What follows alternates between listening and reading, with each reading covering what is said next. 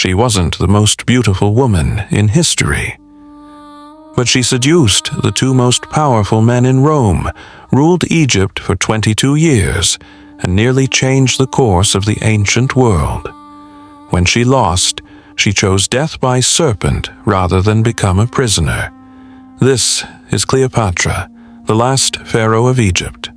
Cleopatra was born in 69 BC into the Ptolemaic dynasty, Greek rulers who had controlled Egypt for 300 years. By the time she was 18, Egypt was in crisis.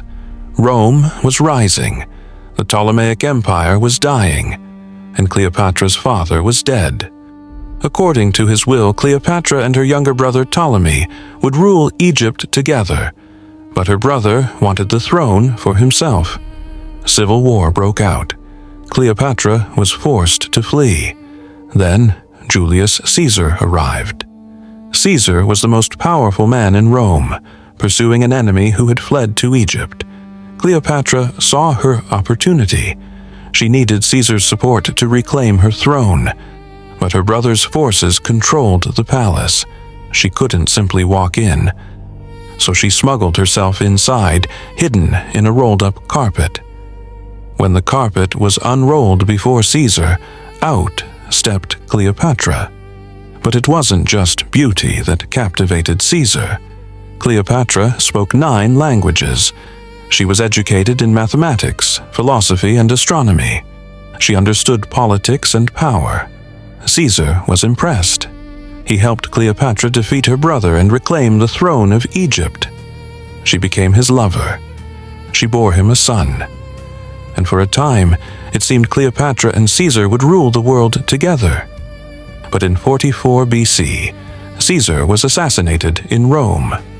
Cleopatra was alone again. Rome descended into civil war.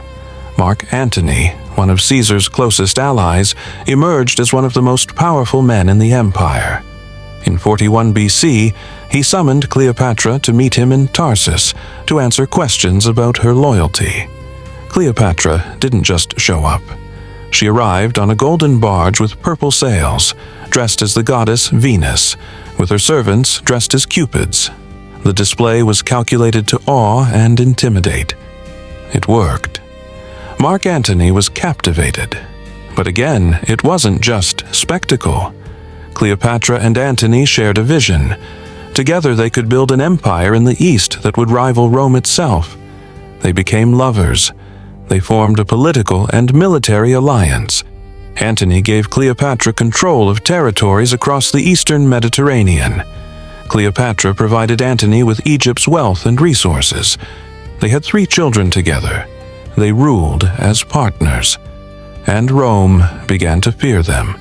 Octavian, Caesar's adopted heir and Antony's rival, saw the threat. He launched a propaganda campaign, painting Antony as a traitor seduced by a foreign queen.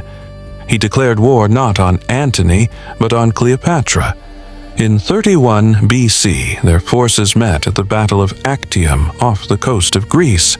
It was a naval battle that would decide the future of the ancient world. The battle was a disaster. Cleopatra's ships broke away and fled. Antony followed her. Their fleet was destroyed. Their army surrendered. Octavian pursued them back to Egypt.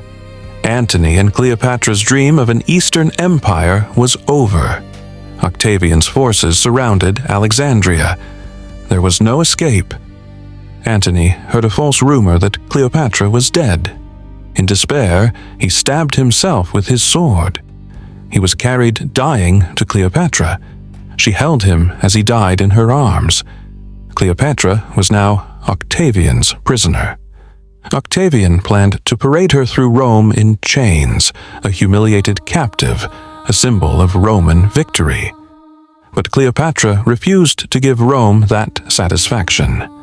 On August 12th, 30 BC, she locked herself in her tomb with 2 of her servants. She dressed in her royal robes, and she allowed an asp, a poisonous Egyptian cobra, to bite her.